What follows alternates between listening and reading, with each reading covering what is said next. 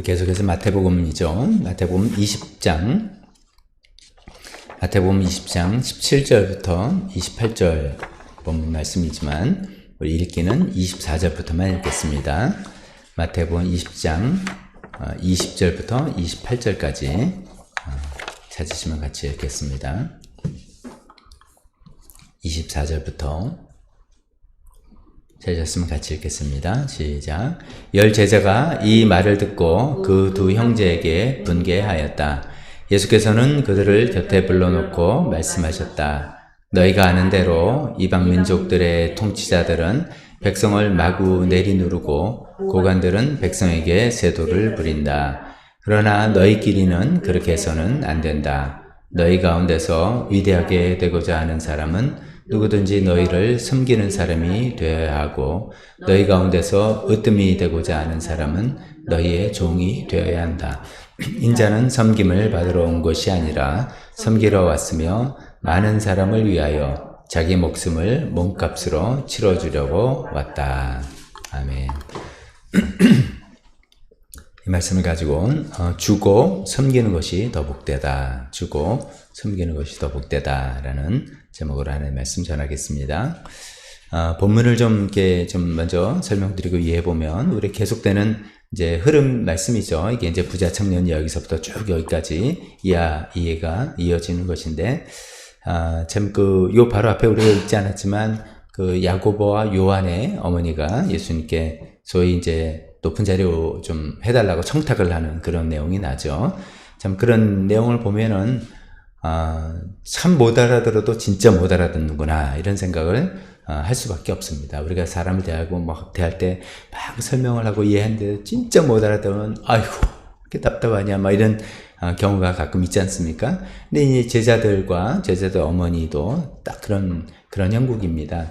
부자 청년 이야기하면서 네가 아무리 그 계명을 잘 지켜도 한 가지 부족한 게 있는데 재물을 팔아서 나를 따르라 그런 이야기하니까 그건 못하겠다 돌아가는 그 모습 보고 베드로가 깜짝 놀라서 우리는 주님께 다 버리고 주님을 따랐는데 우리는 무엇을 얻겠습니까? 이제 얻는 데 좀 관심이 더 많았겠죠? 그랬더니 이런 보상이 있겠다라고 하지만 예수님께서 그러나 조심해야 된다. 그런 것만 바라보면 안 된다라는 그런 취지에서 지난주에 살펴봤던 포도원 품꾼 비유 이야기 하셨죠. 그래서 첫째가 꼴찌가 되고 꼴찌가 첫째가 되니까 조심해라 라는 이야기를 하셨습니다. 그리고 이제 우리가 살펴보진 않겠지만 그 다음에 17절부터 마지막이자 세 번째로 예수님께서 또 십자가 부활, 죽음을 당할 것이고 고난을 당할 것이라는 순환 예고를 이렇게 하는 그런 흐름입니다. 그런 이야기를 이제 옆에서 다 같이 들었을 그 야고보와 요한 12제자 중에 한 사람이고 그 이제 같이 12제자만 따라다니는 게 아니라 이제 많은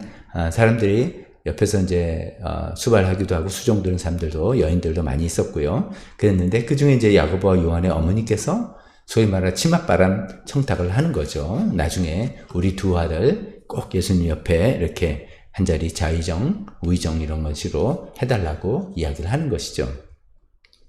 그때 예수님께서 이제 듣고 이런 대답을 하셨죠. 너희는 너희가 구하는 것이 무엇인지도 모르는구나. 답답해서 하시는 말씀이죠. 이게 나중에 결과를 보니까 이게 어머니가 자기 아들들에게 무엇을 구했는지 결과가 이렇게 되는 거죠. 야고보는 어떤 사람이 됐습니까? 가장 먼저 순교한 사람이 됐죠. 요한은 오랫동안 물론 이제 그게 다 영광이지만 오랫동안 고생하다가 반모섬으로까지 귀양살이 하게 되는 그런 일이었던 것이죠. 그러니까 사실 뭐 눈앞에 있는 것만 생각하고 구했는데 사실 그 내용이 엄청난 건지도 모르고 진짜 무엇을 구하는지 모르고 있는 그런 모습이 좀 안타깝다 이런 예수님의 대답이 있었죠. 근데 이제 문제는 그런 이야기를 듣고 나머지 10 제자들이 붕괴를 했다는 것이죠. 붕괴를 했다는데 왜 붕괴했을까? 너무 짐작되지 않습니까? 치사하게 자기네만 좋은 자리 차지하려고 엄마를 들이밀어서 이렇게 청탁을 하다니 저렇게 괘씸하다 뭐 이런 것이죠. 이럴 때 우리가 이제 쓰는 말이 있죠. 돛진, 갯진. 똑같은 거예요. 똑같은 사람들이에요. 다 예수님 따라다니면서 한 자리 하려고, 높은 자리 얻으려고 이렇게 생각하는 것이고, 그 한 자리, 높은 자리는 그들이 이제 갖고 있던 그 사고의 한계에서는 남들을 마음대로 부려먹는, 남들을 마구 부려먹어서 자기의 유익을 취할 수 있는 그런 자리라고 생각한 거고 그것을 노리고 원했던 그런 제자들 다 똑같은 그런 마음들이 여기서 드러나게 된 것이죠. 그럴 때 이제 예수님께서 오늘 본문 우리가 읽었던 그 유명한 말씀을 하셨죠. 너희 가운데서 위대하게 되고자 하는 사람은 누구든지 너희를 섬기는 사람이 되어야 한다. 이게 이제 어떻게 보면 저는 위대한 것까지는 원치 않아요. 뭐 이럴 수도 있지만 이게 이제 큰 사람이 되는 거죠. 성공한 사람, 높은 사람, 첫째야 돼가는 이런 것이죠. 그런 너희 가운데 으뜸이 되고자 하는 사람은 너희의 오히려 종이 되어야 된다라고 하면서 예수님께서는 이 말씀으로만 이렇게 멋진 말씀하신 게 아니라 바로 내가 그렇게 왔다. 그러면서 내가 섬김을 받으러 온 것이 아니라 섬기러 왔다. 어디까지? 목숨을 내어주는 데까지 섬기러 왔다라는 그런 중요한 말씀을 하시는 내용이죠. 지난주에 이제 제가 지난주 수요일 설교 제목을 이제 첫째가 꼴찌되고 꼴찌가 첫째가 된다 이렇게 잡았는데 오늘의 연결해서 생각한다면 사실 섬기는 사람이 첫째다 이렇게 말할 수가 있는 것이죠. 근데 이제 좀 더 크게 폭넓게 해서 주고 섬기는 것이 더 복되다 이렇게 저는 이제 제목을 잡아봤습니다. 예수님이 이 말씀 위대하게 되고자 하는 사람이 섬기는 사람이 되라 이런 말씀은 어쩌면 이제 세상의 관점과 하나님의 관점이 다르다는 것을 극명하게 보여주시는 그런 관점이죠. 출세나 성공이나 높은 자리에 대한 어떤 그 관점이 다르다라는 것을 보여주시는 것이죠. 그래서 이제 첫 번째 예수님의 정반대 주장을 다시 한번 우리가 생각을 해보는 것이죠. 우리는 이제 살아가면서 아무래도 섬김을 받는 것을 좋다고 생각하고 섬김을 받는 것이 내가 좀 높아졌다라고 생각을 하게 되는 그런 세상에 살고 있지 않은가 생각합니다.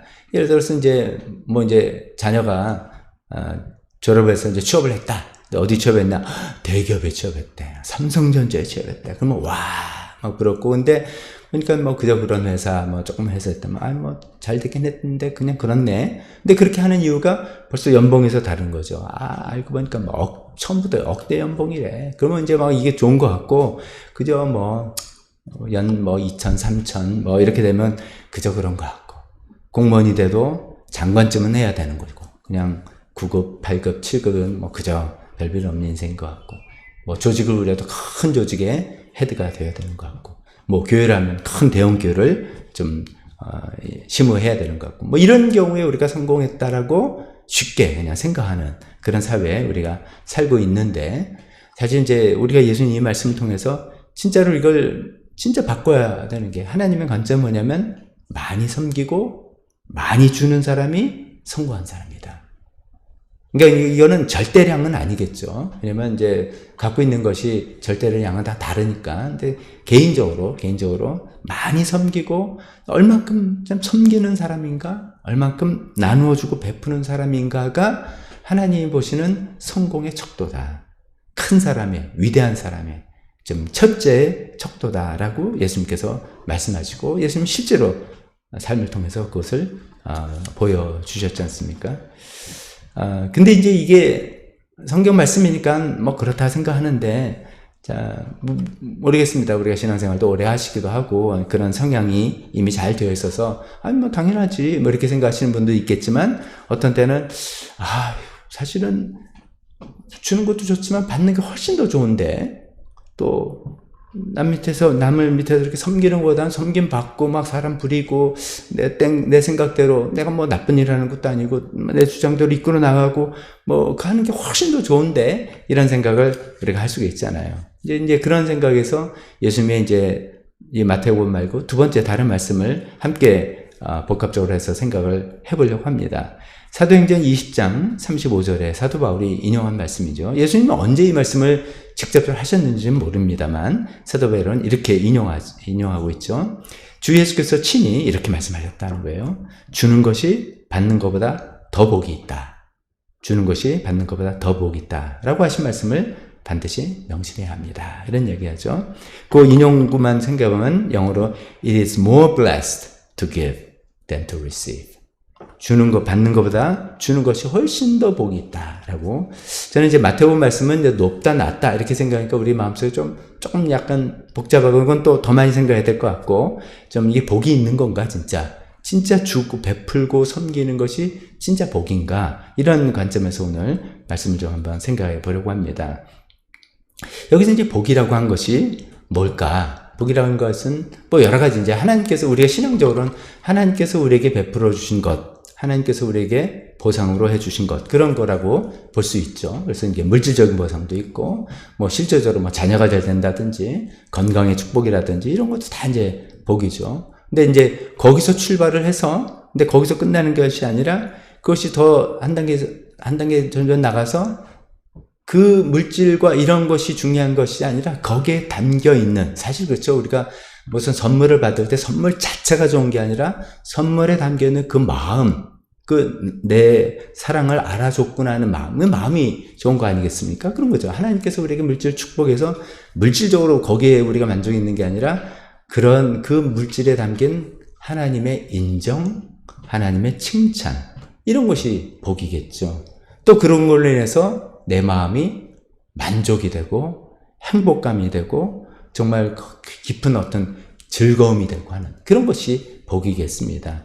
그러니까 사실 이제 물질과 가시적인 어떤 축복에서 출발해서 하나님의 인정과 칭찬, 내 마음의 만족과 행복 이렇게 생각한다면 어쩌면 이제 물질과 이런 것들은 가변적인 거죠. 이 자체가 아니라 이것으로 인해서 오는 하나님의 인정한 칭찬, 내 마음의 만족과 행복, 이게 사실은 복이다. 이렇게 우리가 생각할 수 있겠지 않습니까? 그래서 자주 말씀드리지만 돈이 어떤 사람한테는 독이 되는 거니까 뭐 돈 많이 주신다는 게 행복은 복은 아닌 경우도 있으니까. 그게 결과론적인 하나님의 인정과 칭찬, 나의 만족과 행복, 깊은 보람, 뭐 이런 것들이 복이라고 생각할 때 예수님께서 하신 말씀이 이런 거죠.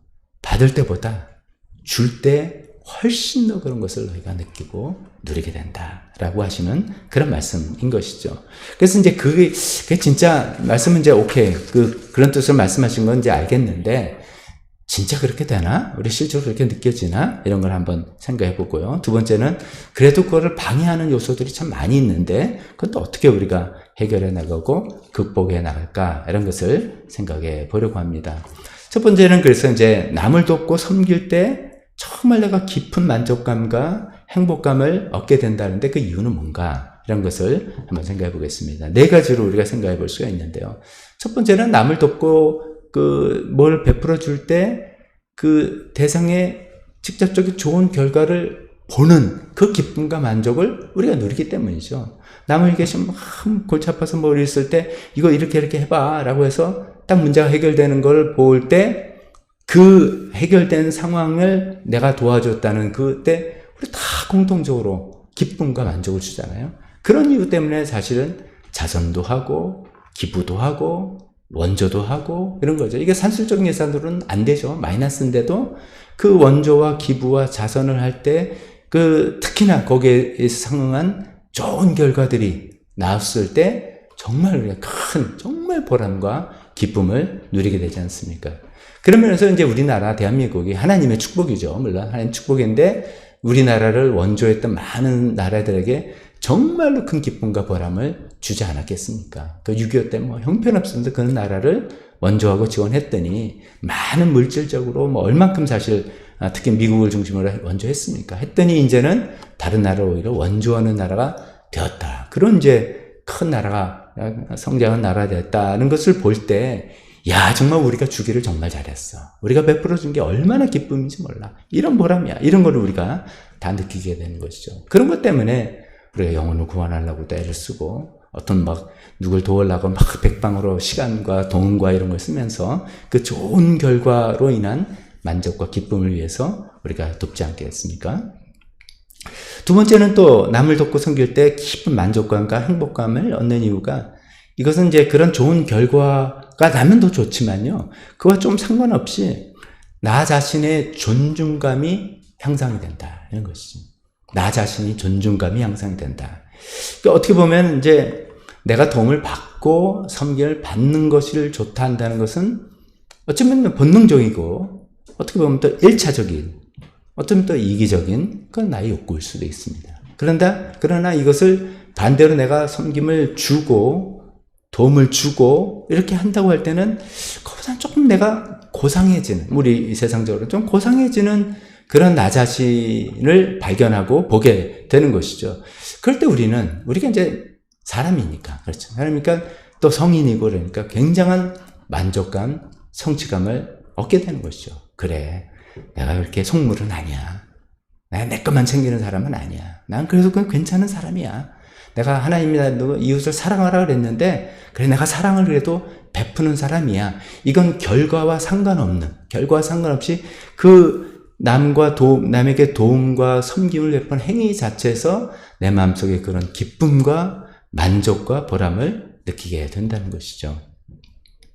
근데 이거를 이제 또 요새 호르몬 같은 거 뇌과학자들 이야기 들으면은 그럴 때 도파민이 확 발휘되면서 쾌감을 느낀다 그러더라고요. 제가 그 설명을 들으면서 저는 개인적으로 이런 생각이 좀 있었어요. 제가 누구를 이제 이렇게 도울 때, 여러 상황에서 이렇게 도울 때, 이건 저만일 수도 있겠습니다만, 좀 짜릿하게 느끼는, 실제로 좀 그런 경우들이 가끔 있었어요. 그게 이제 이 자기 존중감이기도 하면서, 야, 박덕준 너 그래 괜찮은 사람이구나. 남을 돕는 사람이구나. 이런 생각이기도 하면서, 이거는 신체적으로 어떤 느낌으로도 굉장한 이렇게 뿌듯함을 느끼고, 그게 이제 일종의 만족감이죠. 그런 거. 뭘 얻어서 이거하고는 좀 차원이 다른 높은 차원의 어떤 뿌듯함과 만족감을 느끼면서, 야, 나 그래도 괜찮은 사람이구나.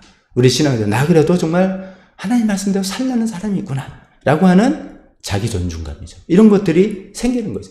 결과에 상관없습니다. 내가 그거를 하는 행위 자체에서 그런 것을 느낀다는 것이죠.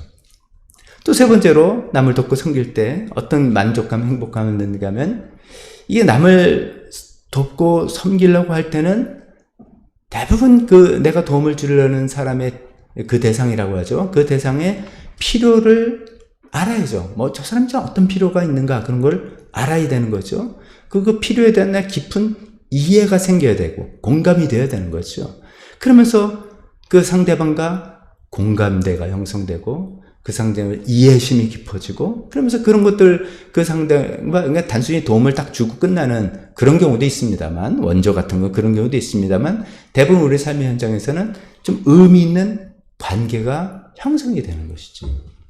그러면서 깊은 어떤 사회적인 연결, 사람들과 관계 이런 것들이 남을 돕고 섬길 때 생기는데 이것은 우리 인간들에게 굉장한 만족감, 굉장한 안정감을 주는 그런 행위죠. 우리는 사회적인 동물이에요.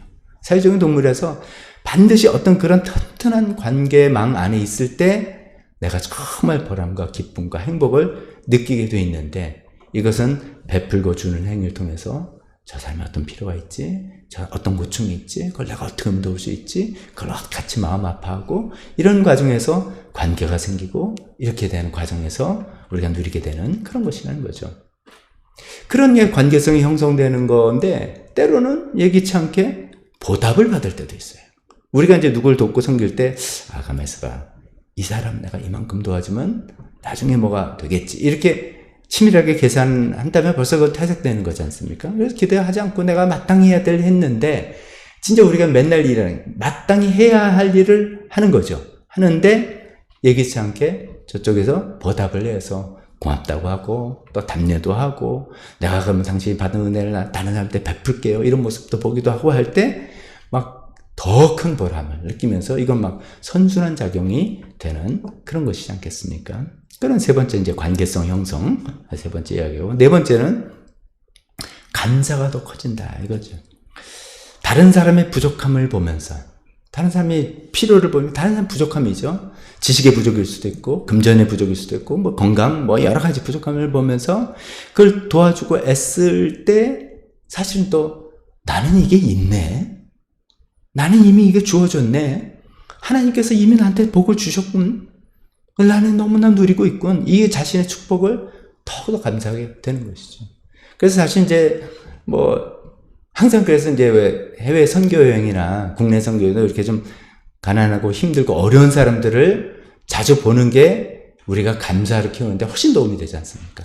항상 이제 우리가 강남 거기 30억짜리, 50억짜리 아파트 그 근처에서 이렇게 서 있으면 나 자신은 막 쪼그라드는 것 같은데 저기 낙도, 오지 이런 데 가고 열악한 환경에 있는 사람 보면 내가 갖고 있는 게 너무 많구나.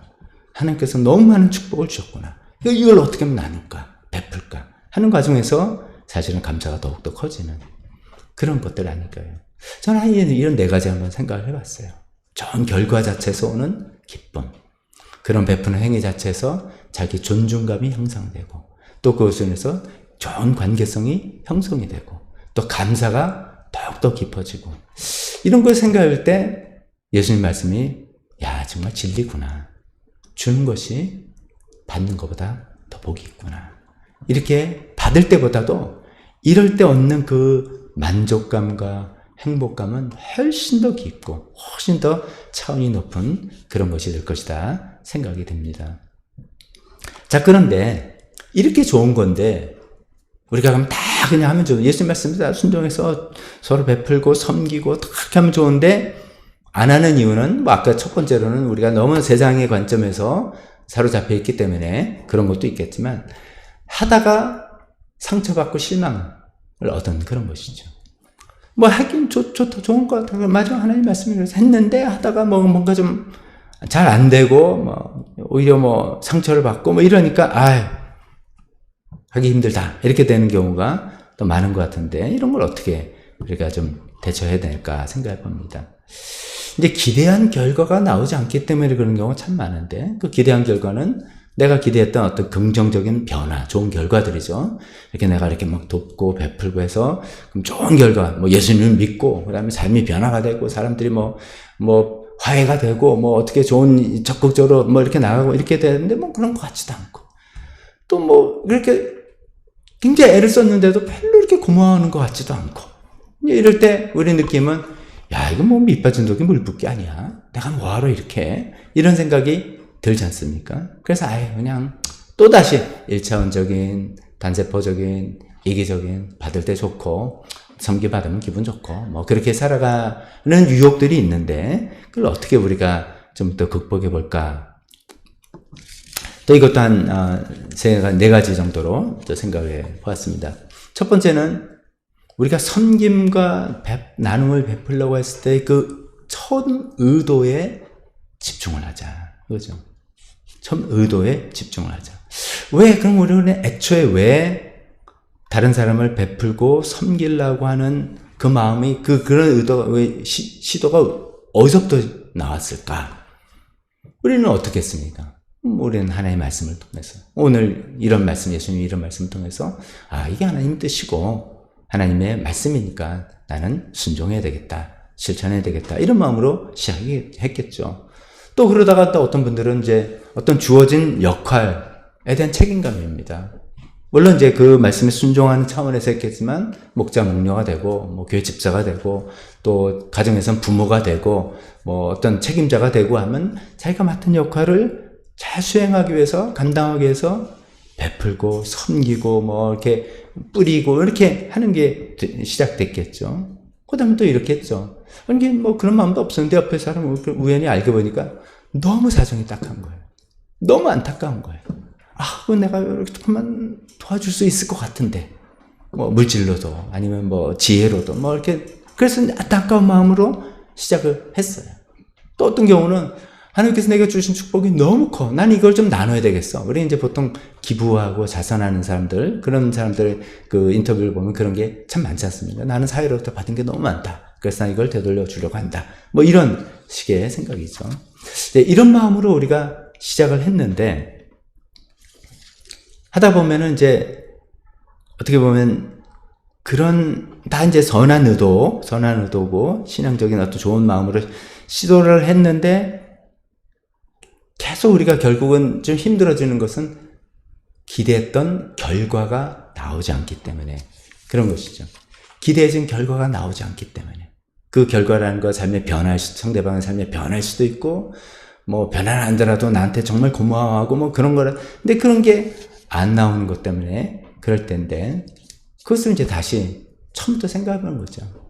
나는 애초부터 왜 나누고 베풀려고 했을까? 그것이 내가 그 결과를 목적하고 했는가?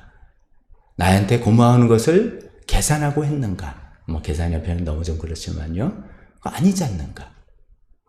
난 하나님 뜻을 지금 순종하는 그런 자세로 시작하지 않았나? 나는 내가 맡겨진 역할에 책임을 다하는 그런 입장에서 하지 않았던가? 내가 정말 너무나 안타까운 마음에 도와준 그 자체로 하지 않았던가? 그래서 받은 축복을 나누려는 그런 것이지, 그 이후에 결과에 대해서, 결과를 내가 목적을 하고 시작한 것은 아니지 않는가? 이런 생각을 한번 다시 해봤으면 좋겠습니다. 이건 뭐 저도 제가 다 겪은 일이라서 그래요. 이게 참 어려운 게, 까딱하면 잘못하면 이런 거죠. 내가 상대방을 도와준다고 하고 도움과 섬김이라고 한다로 시작했는데 잘못하면 그분을 나의, 이거 좀 심한 말로, 도구로 삼고 있는 거예요. 좋은 만족과 보람. 내가 이 사람을 도와서 이 사람이 잘 되고 내서 하는, 그러면 내가 만족이 없고 내가 보람이 있다라는 나의 만족과 보람을 위한 도구가 되는 경우가 있을 수 있다는 거죠. 이게 참 좀 이렇게 이야기하기가 좀 조심스럽지만, 그래서 그리고 또 때로는 너무 그 결과에 내가 집착을 하고 있는, 그렇기 때문에 내가 마음이 힘들고 이렇게 되는 경우가 많이 생기는 것 같더라고요. 그래서 다시 애초에 내가 섬기고 베풀고 했던 그 출발점이 뭐였나? 하나님 말씀에 그래 순종하는 거지. 안타까운 마음 나누는 거지. 그리고 주어진 역할 책임을 다하는 거지. 이렇게 해서, 그런데 내가 도움을 베푸는 그 상대방을 그냥 있는 그대로 존중, 그 결과 변화 당연히 원하는 거지만, 기대하지만 일단은 나는 상대방을 있는 그대로 존중하고 돕고 섬기는 그 자체를 나의 목적으로 삼아야 되겠다. 내가 기대했던 그 좋은 결과, 그건 하나님께 그냥 맡기자. 어차피 내가 만들 수 있는 건 아니니까 결과는 하나님께 맡기자라고 생각하면 어떨까 싶습니다. 두 번째로, 섬기다가 우리가 힘들고 지치고 지쳤다 할까요? 그럴 때 또 우리가 또 생각해 볼 것은 한계를 인정하자, 이런 것이죠. 한계를 인정하자. 아무리 안타까워했고 아무리 확실한 솔루션을 내가 제공했다 하더라도 그것은 상대방이 그것을 받아들이고, 즉 선택하고 시행하고 이렇게 반응을 보이고 하는 것에 달려 있지 않습니까? 근데 그것은 우리가 컨트롤할 수 없다.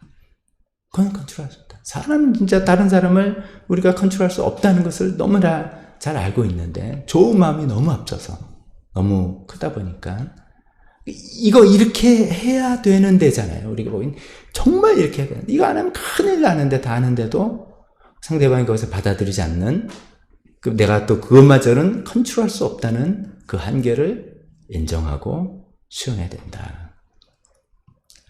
이게 잘 안 되면 우리는 이렇게 빠질 수 있어요. 내가 부족해서 그래. 내 잘못이야. 내가 때 이게 더 했으면 나는 역시 부족한가 봐. 그런 것도 있을 수 있겠죠. 근데 좀 이제 우리가 이런 안목을 갖게 되지 않습니까? 세상 일이라는 것은 내가 이해하고 아는 것보다는 훨씬 더 많은 요소들이 다 복합적으로 작용해서 일이 진행되는 것이다. 1 플러스 1은 2, 이렇게 단순하게 되는 것만이 아니고 너무나 복잡한 많은 요소들이 있어서 되는 것이라서, 나는 나의 그 선한 의도를 하나님께 순종하는 마음과 나의 진심을 담아서 베풀고 나누고 도와주는 것, 그 이상은 내가 할 수 있는 게 없다. 그게 내 한계다라는 것을 그냥 인정할 때, 하나님도 그것을 다 아시고 인정하고 이해해 주시니까 나의 한계를 인정하자는 것이죠. 세 번째는 좀 다른 말인데, 자기 자신을 좀 칭찬하자, 이런 거. 결과가 기대에 미치지 못하고 나의 마음도 이해하지 못해주는 그 상대방을 볼 때 좌절하고 낙심하는 것이 자연스러운 반응이지만, 한편으로는 나 그래도 애썼네, 나 정말 노력했어 라는 자기 자신의 노력을 칭찬하고 인정해주는 그런 것도 정말 필요할 것 같습니다. 왜냐하면 우리가 잘 아시다시피 어떤 결과물론 중요합니다만, 과정, 하나님께서 얼마나 귀하게 보십니까? 그 과정을. 나는 그 과정에 충실해서 진심을 다해서 했기 때문에, 하나님 이제 이게 좀 너무 생뚱하지만, 하나님 저 할 만큼 했어요. 하나님 인정해 주시잖아요. 나 자신도 인정해 주고, 나 수고했어. 정말 수고했어 라고 자기 자신을 칭찬해주는 그런 것도 좀 필요할 것 같습니다. 그리고 마지막으로 네 번째는 자기관리입니다. 자기관리. 남을 돕고 섬기는 일은 감정적으로 소모가 엄청나게 큰 일입니다. 이거는 그냥 물질적인 것만이 아니죠. 물질도 내가 돈을 누가 준다 그러면 이 돈이 그냥 어디서 뚝 떨어졌습니까? 내가 얼마나 힘들고 애쓰고 뭐고 해서 오는 나의 노력의 산물인데 이것을 잘라서 나눠주는데 어떻게 이게 감정이 안 들어가 있겠어요? 그리고 시간 쓰고 에너지 쓰고 뭐 여러 가지 감정이 많이 소모되는 일인데 그래서 일이 잘 될 때는 에너지가 엄청나게 충전되죠. 그래서 정말 아름다운 결과일 때 우리가 너무너무 기쁘고 보람있고 그렇게 되는데 반면에 그것이 우리 원하는 대로 되지 않았을 때 엄청난 에너지 방전이 일어나는 것이죠. 잘못하다 우리가 0% 그냥 방전이 완전 방전이 되면 회복하기 너무 힘듭니다. 번아웃 되는 것이죠. 그래서 자기 감정과 자기 에너지를 잘 관리하는 것 절대적으로 필요한 것이죠. 우리 자칫하면 이제 희생이란 또 성경에 나온 중요한 주제 때문에 자기를 희생해야 된다고 생각하지만 이게 좀 다른 거죠. 자기가 다 방전돼서 없어버리면 그게 무슨 소용이 있겠습니까? 도울 수가 없는데. 그러니까 그 지혜롭게 자기 자신을 잘 관리해야 되는 것이죠. 우리가 이제 그렇다고 이제 부모로서, 난 더 이상 너희를 돌볼 힘은 없다. 이제 너희 스스로 알아서 먹어라. 이럴 수는 없잖아요. 그래서 밥도 해줘야 되고, 빨래도 해주고, 어떤 책임감이 있으니까 최소한의 어떤 일들은 하는 거죠. 목자목녀가 더 이상 이제 목장 하지 않읍시다. 이럴 수도 없는 거고, 최소한의 어떤 자기 역할은 하지만, 우리가 때로는 적절한 거리를 두기도 하고, 완급 조절도 하기도 하고, 자기 마음을 달래기도 하고, 또 때로는 별도의 쉼과 취미 활동을 통해서 에너지를 충전하기도 하고 이런 것들을 잘 해야 될 필요가 있습니다. 그래서 자기 관리를 잘해요. 또 때로는 또 자기를 이해하고 비슷한 일들을 해서 고충을 갖고 있는 사람들과 서로 이야기하면서 힘을 얻고 격려를 얻고 하는 이런 것들이 필요한 그런 걸 통해서 자기 관리가 돼야지 이 일들을 계속해서 해나갈 수 있을 것 같습니다. 결론을 정리해서 말씀드려보겠습니다. 예수님 말씀은 분명하죠. 섬기는 사람이 위대한 사람이다.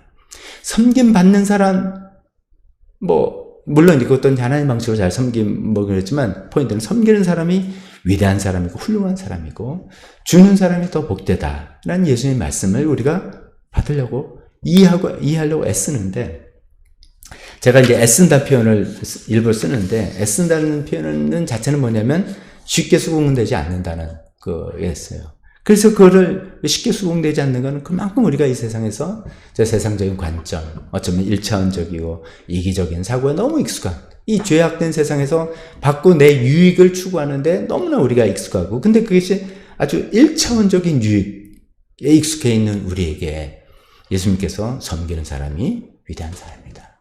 섬기는 사람이 첫째다. 이런 식의 이야기하는 것은 달리 말하면 우리를 좀 더 고차원적인 세계로 그 삶으로 초청해 주시는 겁니다. 고차원적인 기쁨. 그래서 깊은 만족. 제가 이제 깊은 이런 걸 쓰는 이유가 그렇습니다. 받고 생기면 만족감이 있고 기쁜데, 그보다 더 차원이 깊은 만족감과 행복감과 그런 보람, 인생의 참맛, 이런 걸 누리기 위해서는 섬기고 베푸는 것이다. 그게 더 복된 삶이다. 그게 더 고상한 삶이다. 예수님께서 말씀해 주시고, 그럴 때 우리가 아까 나온 좋은 결과도 있고 자기 존중감도 형성되고 관계성도 형성되고 감사를 더 충만하게 할 수 있게 되는 정말로 깊은 행복이 우리에게 있다는 것을 기억하면서 또 그러나 또 우리가 조심해야 될 것들 말씀드린 것들 자기 관리도 잘하면서 나눠주고 섬기는 이 멋진 삶을 계속해서 살아보는 우리가 되었으면 좋겠습니다.